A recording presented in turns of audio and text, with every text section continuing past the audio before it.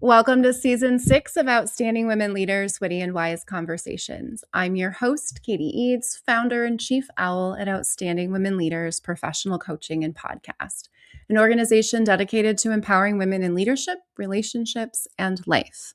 Owl is on a mission to host 100 million witty and wise conversations that inspire you, disrupt the way leaders think, and stir your soul into aligned action.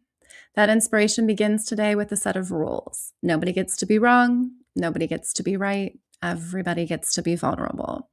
And the most important rule, everything is included. We do not edit here. This conversation is exactly what it needs to be in this moment in time. We ask our guests to join us via video to allow us to create authentic connection. Eyes are the window to the soul. You will be seen here. You'll be heard. There is space for you. When this conversation comes to a close, I will ask our guests 3 questions. If you've tuned in before, you know what they are. And if you haven't, you don't want to miss them. But enough about me. Today, I'm excited to welcome outstanding women leader, Crystal Cabrae. She is an animation screenwriter, new adult romantasy novelist, and digital entrepreneur for Storyteller Planet. She loves connecting with individuals who are passionate about animation and love to tell meaningful stories. Her biggest goal is to inspire others through fantastical worlds that portray underrepresented myths and cultures, reshaping the industry with inclusivity and love. Welcome. Yeah, I just have to start with a backstory as well. I got to meet you in Hoboken, and I love how the stars aligned, and you popped into my LinkedIn DMs right around the time that I'm getting ready to head back to Jersey since I left. And I said I was going there because that's where everybody knows and loves me. And then there you were in my inbox telling me about this amazing work that you are doing. So welcome. Oh, thank you. Yes, of course. It was in the air that you were coming back, and we had to welcome you properly. Before we jump into what you're doing now, I always like to have our guests take us on a journey of how do you get to this place of being a digital entrepreneur. You're a writer. When I met you, you had just published a book, which I've just learned if you didn't get it then, you're never going to get it. Well, I will say that a journey like this, a journey for any entrepreneur, honestly, is not for the faint of heart. It comes with a lot of trial and error and understanding yourself in ways that you are not prepared to sometimes. I started my entrepreneurial journey through photography because I wanted to capture like every moment that people had, like when you take a picture and you want to like just basically capture it forever. I wanted to be a part of that. And then COVID hit and everything obviously shifted for everyone. And it was like, okay, well, what is the point of all this? Why do you want to do this so badly? And it was like storytelling.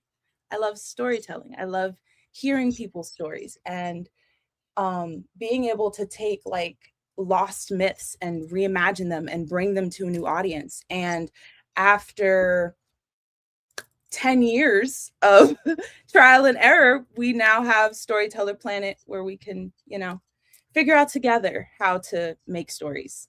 So the other great synchronicity that has is I just posted on Facebook. I was after we connected. It's almost like something sparked, and I remembered that I won a Young Authors Award when I was in 2nd grade, and it was called The Flying Nun, and this was the whole state of Illinois in 2nd grade. I got 1st place, and I've never published a book since, and this is why you can't peak too early. And so when people talk about being an entrepreneur and they're like, this isn't working, like I've actually had very successful businesses. Like once you peak, you got to leave. Once you have success somewhere, every good story has an ending, right? And if you struggle for 10 years, to me, that's also, hey, don't peak too early, because every good business also has to have an ending. That's so true. You don't really think about it because, your end goal obviously has, some type of form of success in the name. And at the end of the day, once you peak, you can't backtrack and be like, oh yeah, no, let's keep going on the journey. No, you're already there. So it is a blessing to be able to experience it fully, I guess. And you mentioned like going back and reading your published book and deciding like, ooh, yeah, this is not a great story. There's gaps. Yes. It's funny because when we first met, I was at the start of this journey, and I feel like I'm like not the end, but like halfway through, maybe a quarter of the way through. I don't even know. But when I first wrote The Promise of Forever, I was uber excited. And I Mhm. had kind of a child's mentality about how to approach my craft. And I wasn't really focused on things you were supposed to be focused on, and it hindered me to the point that I felt like I had to like disappear and be like, okay, and you forget who I am, and I'm going to go figure this out. And in that time, it was like, okay, I don't want to just write young adult fiction because there's all these rules and stipulations that are very uh, tedious, let's just say, because you're writing for a young audience and you don't want to step on any toes. So having to reshape how I wanted to write, how I wanted to approach um representing everything I represent as a writer, I was like, okay, no, we got to pull the plug on the very first thing we wrote and just pretend it never existed, even though we love it, but we got to go over there. Mm. Well, I sold my business and also for 10 years didn't pretended it didn't exist and didn't talk about it. I mean, occasionally like people are like, wait, you owned a CrossFit gym? Like I've had clients where we had so much synergy and they didn't find out until the last like session that we ever had. And it still exists and it still has an international fundraiser today. I'm very proud of the work I did setting up that business, but there is a time to leave. And I left coaching. I met you when I was the executive director of True Mentors and brought you in to teach the kids to write and help them write stories, right? Yes, that was my first test run as being like in the mentor space, and they taught me so much about what people will be interested in, things that they're just like, yeah, no, hard stop. We're not dealing with that today. I Yeah, love that's how I got my start with kids. Like I was a high school teacher and the trick to being great with humans is being able to spot talent yes. and bring talent in and help give it the right environment to develop its talent. It's funny you say that you met me at the start of your journey because that's where I usually meet people is when there's some upheaval and like we're lunch and like we're doing the thing. And then there's always Yes. that like coming back later. So it's always nice to reconnect.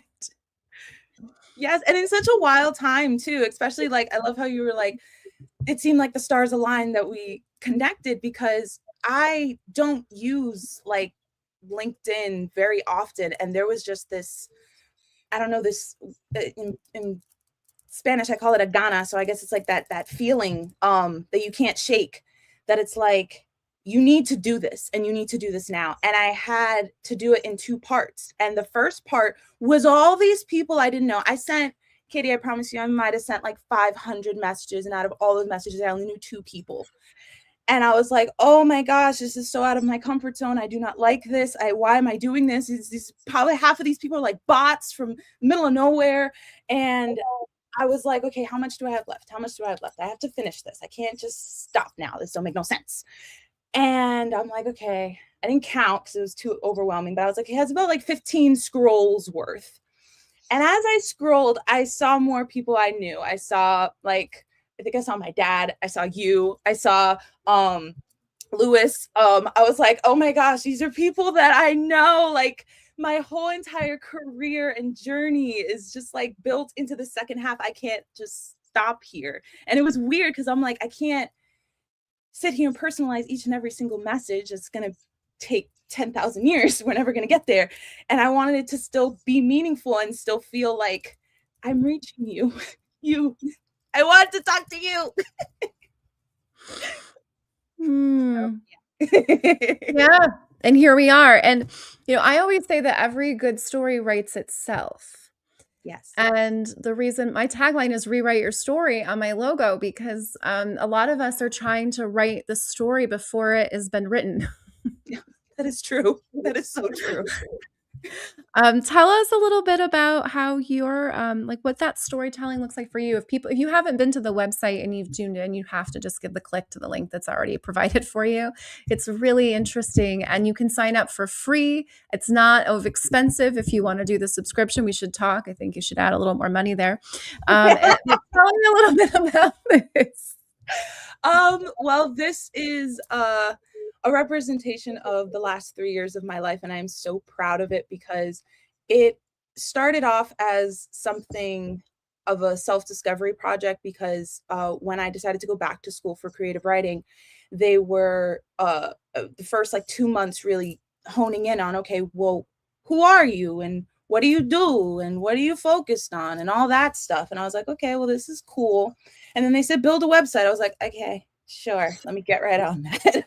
So I took it as an opportunity to say, okay, let's do a little reflection here because this ain't the first time I've done a website and I'm tired of making websites. So I started off in creative play. That's why I call myself the master of creative play instead of master writer or some other extreme name, because I started all of this like from that childlike perspective of what was it like when you very first started writing, not when you wanted to make money and fame and blah blah blah, like you were saying, you had the award in the second grade. Like I thought that was fantastic. I'm like, oh my gosh, you're a star. Like because I would have literally been still boasting that to this day. Like, yeah. I didn't remember. I mean, every time I would find the book, I still have it, by the way, and the post. I'll share you the blog I wrote about it because we were learning adverbs and action verbs, and so it was a page turner. I had suddenly the chair took off, and then you turn the page, and there's no one had told me I was a terrible artist yet, so I had drawn my own little chair with a nun sitting in it, and it's laminated like it's like a nice. This kid is not going to go, but Van Gogh didn't go to art school. You send people to school and they tell you you're not good at something. So to your point of the technical writing, yeah. Oh my gosh. Yes. No, it's the truth though. But like, that's where you need to come from when you make art. You need to come from that place of like, no one told you that you weren't whatever the heck they thought was fantastic, because that's where the messiness comes from. Because like, I'm a big advocate of word vomit, and people are like, oh, what is that? It's just free writing, but without the whole like, yes, I'm going to get my favorite journal with my favorite pen and I'm going to sit in the light and just think about writing. Like, no, no, no, no, no. I need you to just like, when the inspiration strikes or doesn't strike, just write it out, write your feelings out. Like, start with the grocery list, end with like a poem. I don't know, but like, I feel that people are taking storytelling a little too seriously. And one of the reasons why I personally adore teaching storytelling and talking about storytelling is because everyone has a story. I don't care if you're a writer, I don't care if you're a banker, like I don't know what you do or where you are, but everyone has a story that's worth telling. And if you watch anime, there's a joke that me and my husband say, there's an anime for everyone, because they make an anime about literally everything. So if you think that you don't have a story, I promise you someone is probably out there in Japan drawing the art for the story that you are living. And if they're not, then you need to write it because it needs to be shown. So yeah. The truth about storytelling. Perhaps that needs to be the name of this episode. I love this. Perhaps season 6 is all about. I love that you're writing the story as I go about what season 6 is about. Not to hijack our conversation here today, but the episode before you was the truth about financial advice or financial planning. We talked a lot of in the episode about like how everyone is approaching it from the seriousness versus here's actually how you make it work for you. And I love that you're bringing animation. Like you just bring this full storytelling. Tell me a little bit about that. As someone who I did believe the art teacher that I wasn't a good artist. And up until I remembered I won an award once, that maybe I wasn't such a terrible writer. Oh my gosh. Like, honestly, it takes the smallest thing for someone to tell you that you can't do something. And I don't know who told me that I couldn't be an artist, but whoever that was, unfortunately, like, you done stunted my growth for at least 20 years, because now I'm back on the horse and you can't tell me nothing. Because in this long and extensive journey that has been the last 10 years of my life, I kept telling myself I wasn't an artist. And that has prohibited me from actually probably making several animations at this point. But I've come to the strong acceptance that my heart is in animation, because the way that you can tell stories is leaps and bounds, not to, knock live action. I love live action. They try really hard. It makes me happy. But animation, you have to draw every scene. Every scene should matter.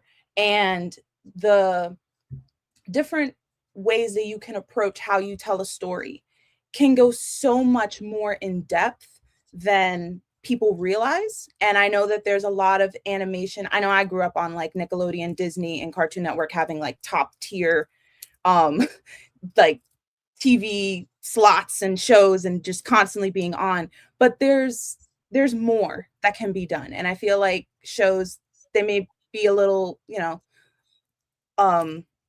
adult. Like the first thing that was going to come to mind was the Boondocks, and I'm like, that's not a kid show. But it kind of looks like it, but it's not. Like, those shows show you a deeper truth that you don't really get. And when I think of animation, I'm like knee deep in anime at this point, because I want to like do a East meets West with my stories, because a lot of my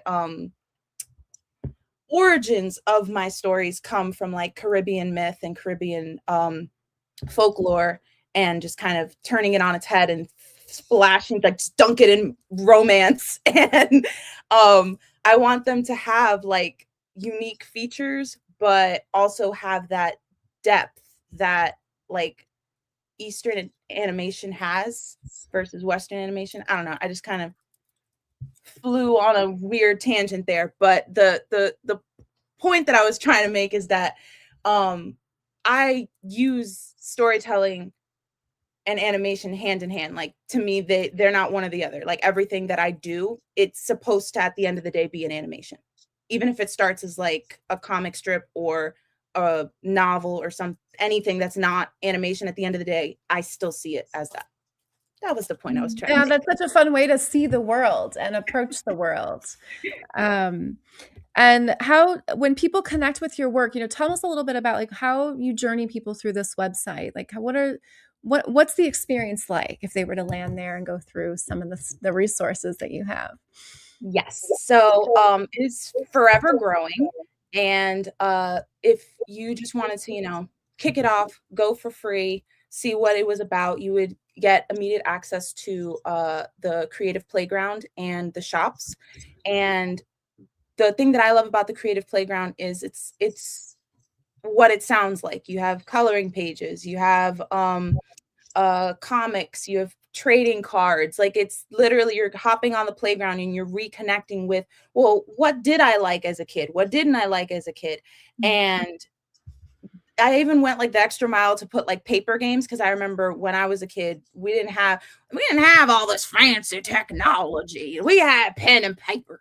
So like, I went the extra mile and put some paper game instructions on there, because I don't know if like Gen Alpha knows what a paper game is. I don't know if my baby sister knows what that is. Like, so I'm like, here, learn what we learned back in the day and see if this resonates with you. Because they're like, anyone that's the leading of Gen Alpha, they're like the baby adults in my head. So I always try to think through them as I'm building this website, because I'm like, okay, well, people that are my age, that are, creeping towards, the 30s and the 40s, they don't have all this time in the world, but the younger people, they will. So it's supposed to be a lifelong thing. So that's the free part. But if you are like, okay, well, that's cute, what does that have to do with storytelling? That's when you go to the next part, because you're able to go to the land of the learning and understand more of the fundamentals. Because the biggest thing that we advocate on Storyteller Planet is, if you can master the fundamentals of storytelling, you can tell any story. Doesn't matter what you do, doesn't matter what medium you use. If you know the fundamentals inside and out, you're good.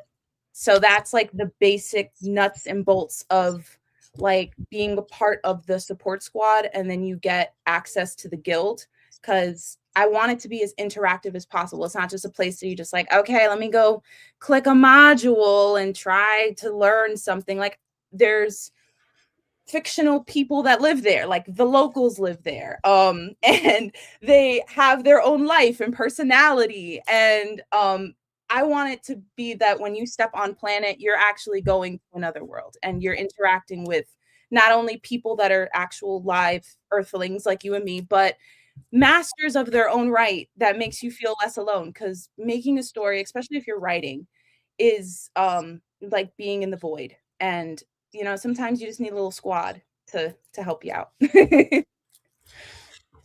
Can we put that on a t-shirt? Sometimes you just need a little squad, and also sometimes it feels like being in the void.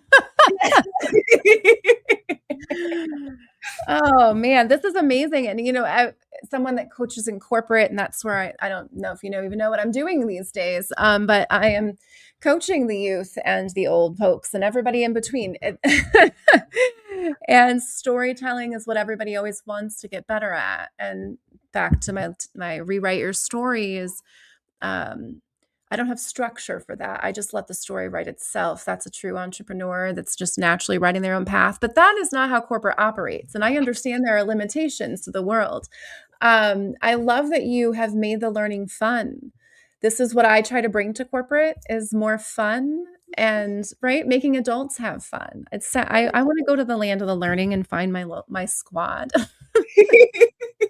Sounds And so cool.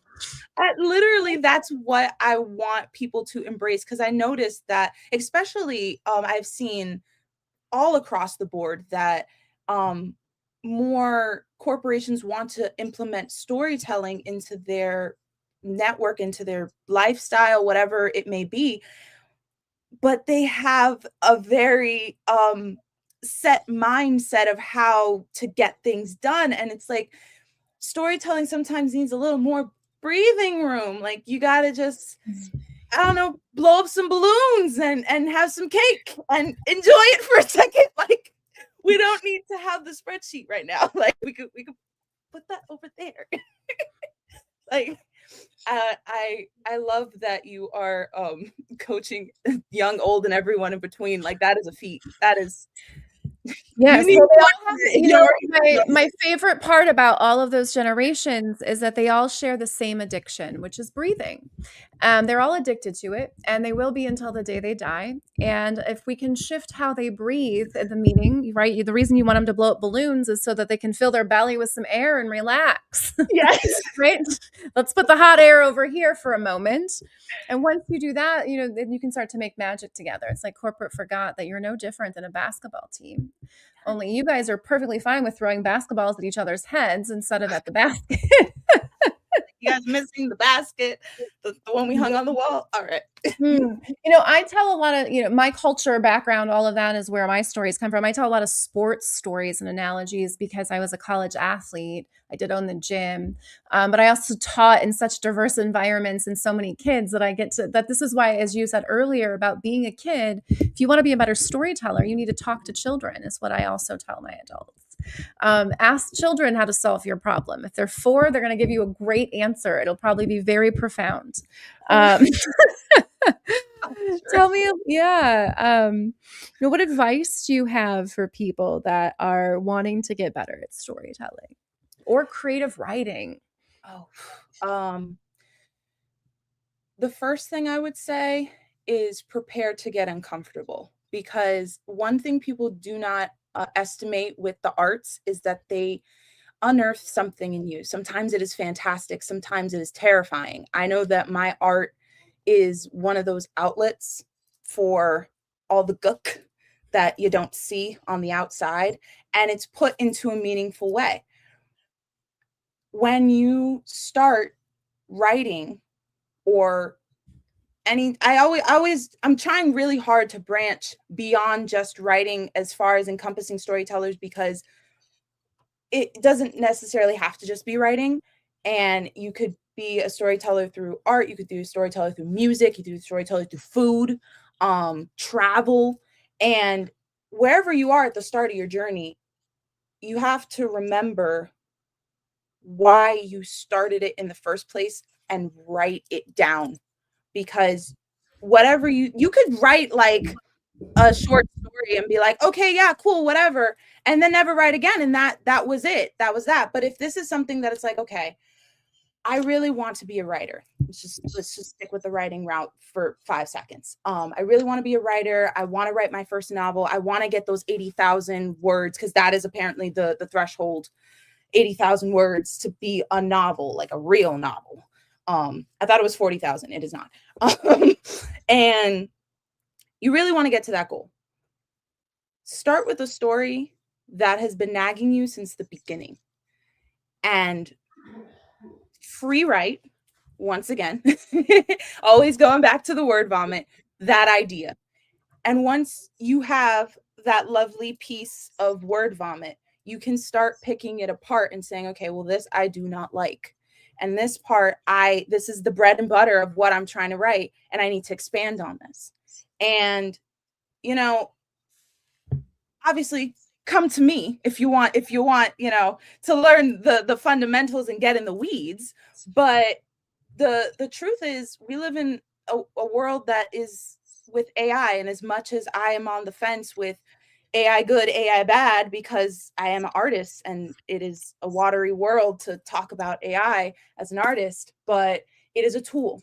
And I will say that there are times that I get stuck and confused and, again, in the weeds of just being by myself as a writer, and I need a little bump from Chat GPT to get my brain on track. So if you have like a spicy part of your story that you're like, all right, I really want to write this, and I have this chunk of thing, can you like break it up into an outline? Because some people get stuck on the outline part. They're like, I don't know how to outline. It's like, okay, well, you have this nice chunk. Maybe Chat GPT can spread the chunk out, and then they could show you, okay, there's holes here, here, here, here, and here. And then you could be like, oh, brain blast. I have all these ideas. And then work from there, because I know that people are like, just write the first chapter. Girl, no. Girl, absolutely not. Not if you want to quit writing, because whatever your first thing that you're going to write is going to be crazy looking. And it's better, in my humble opinion, instead of being what they call a pantser, just flying off your pants with your idea, you have a slight plan, just a little one, just direction of where you're going.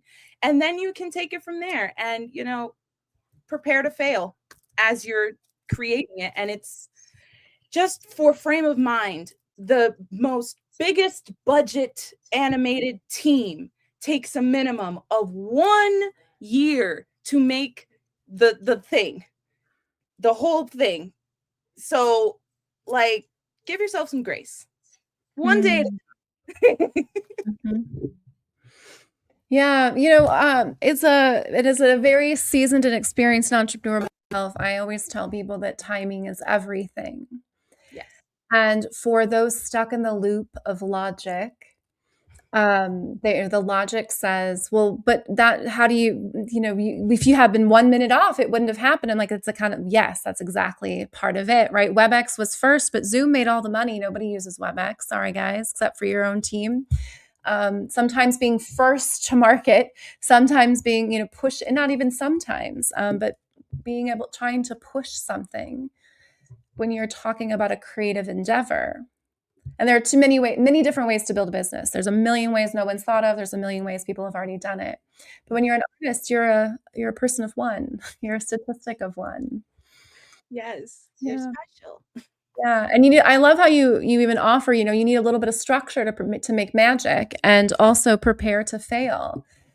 That's a really hard one. I've talked to people who are like, I have a plan A, I have a plan B, I have a plan C, I have a plan D, and I have a plan E. And I'm like, where was your plan for luck?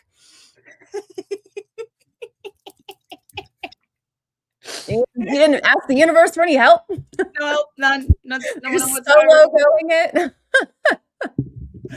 No, it's so true.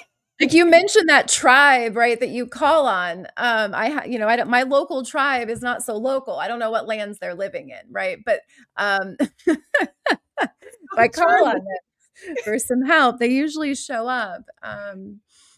Yeah, we tend to think that we're writing the story when really we're holding the pen and we're living a story. Yes.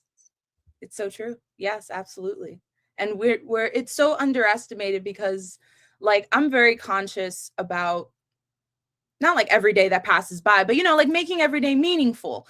And it's so funny that you're like, "Oh, my tribe is like here, there, everywhere. I don't even know where they are." That's how I feel.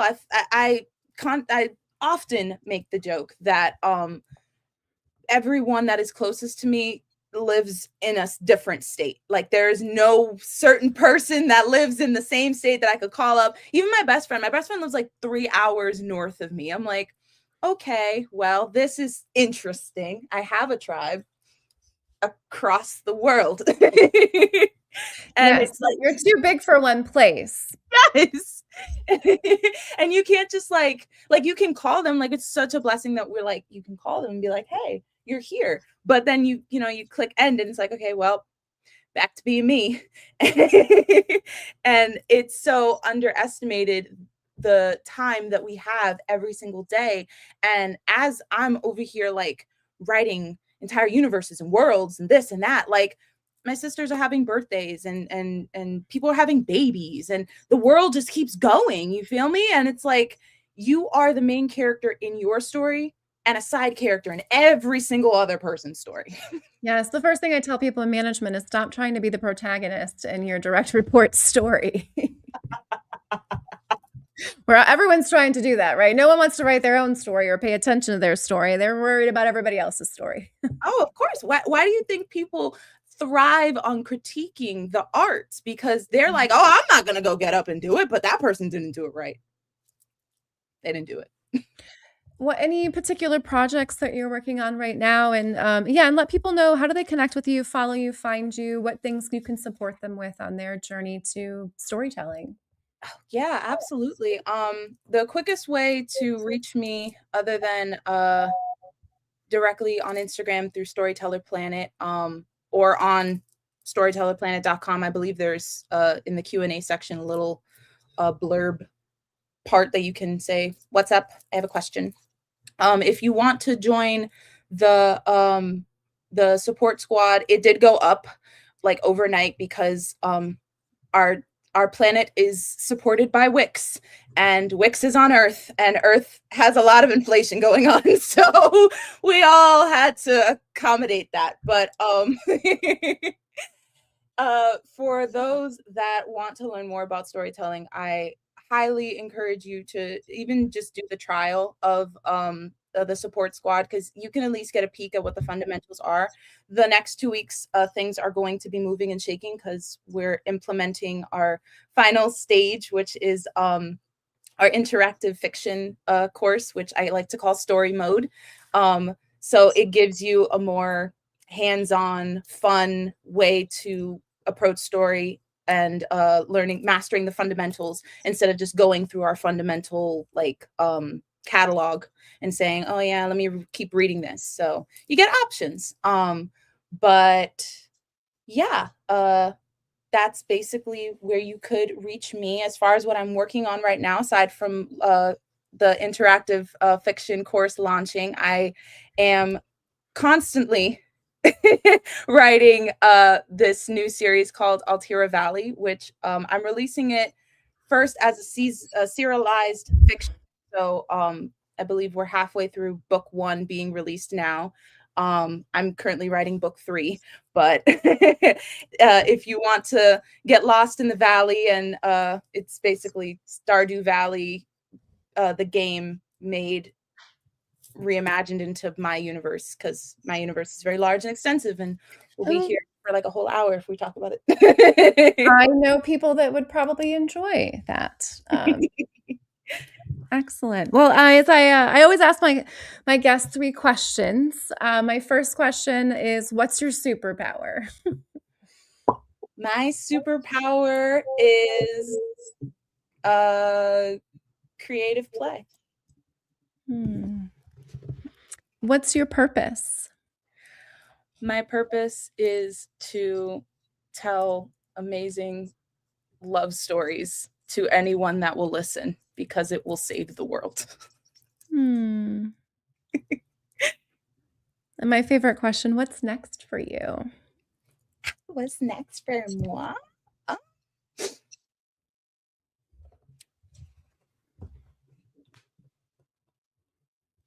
Turning at least one of my stories into an animation. That is technically what is next. I will look forward to following that journey and definitely looking at your interactive fiction course as well. So, as a re-inspired writer destined to write books, my dad has wanted to publish a book for his entire life. He is 71 years young. So perhaps he also needs to stumble upon your course. Yes. Thank you for inspiring all of the future writers, current writers, dreamers, doers. As a writer, are you on Substack? I always hear writers are there, and what I hear is you're building your own stack.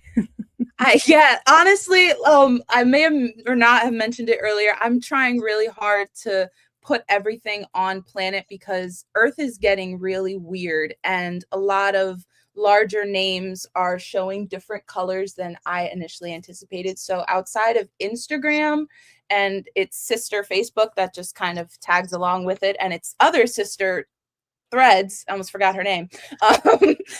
You can only find me on Storyteller Planet or like LinkedIn. So those, I'm like Instagram focused because that was the initial social that stole my heart. And even though it's not as what it was, that's where I'll be. Such a millennial marketer to your core. Zuckerberg really got into a relationship with a lot of you. I always leave my guests with the last words, whatever love story you'd like to leave our guests. I want you to remember that the journey is a winding road with a lot of laughter and tears, and I want you to enjoy every second of it because it goes by in a minute, and then you'll be successful on the beach somewhere with your favorite drink, like, oh, I'm here. So enjoy every twist and turn.